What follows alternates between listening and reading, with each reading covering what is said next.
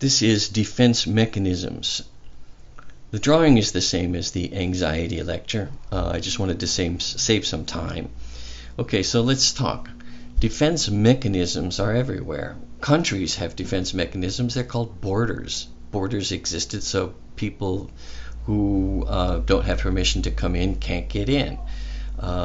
Your skin is a defense against outside viruses and flus and things like that.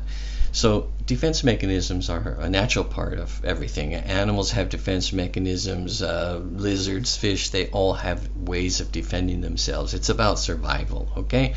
So when we talked about anxiety, we mentioned 3 kinds. So I'm going to start here with the id. A typical id kind of neurotic anxiety, remember, is all nervous system anxiety. So id anxiety is experienced as like nervousness or just feeling like something's going wrong, but you can't put your finger on what it is. That's called generalized anxiety. But that anxiety pushes up and causes stress on the ego. And if the ego has to deal with too much nervousness, it can't do its job. So what it does is it builds some kind of a boundary here, a defense against all the nervousness. Now, an example of that defense might be just breathing techniques or meditation to try to calm down the id. Okay, so that's building a border.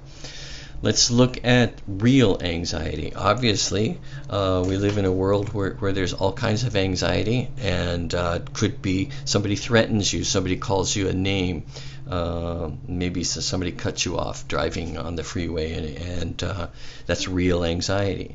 So you make corrective maneuvers on the freeway to avoid having an accident, all right? So that's another type of defense mechanisms, all right? I'm not naming individual defense mechanisms. I'm just lecturing right now on how they work to protect our borders. Later we'll talk about individual styles of defenses, all right?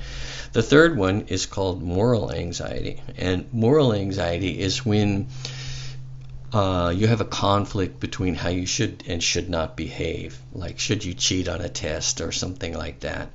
Or you see somebody cheating on a test, should you turn them in?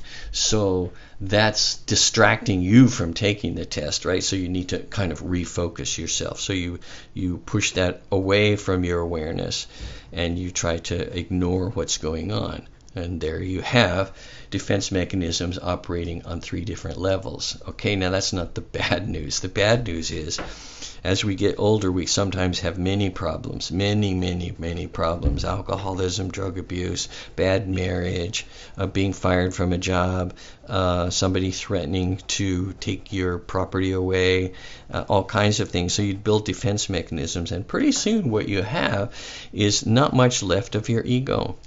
Now, an ego that is not full cannot do its job. That's the simple point. And at this point, you would probably ask for some kind of help. You might go to therapy. You might, in worst case scenario, have to go to a hospital or something like that. Okay?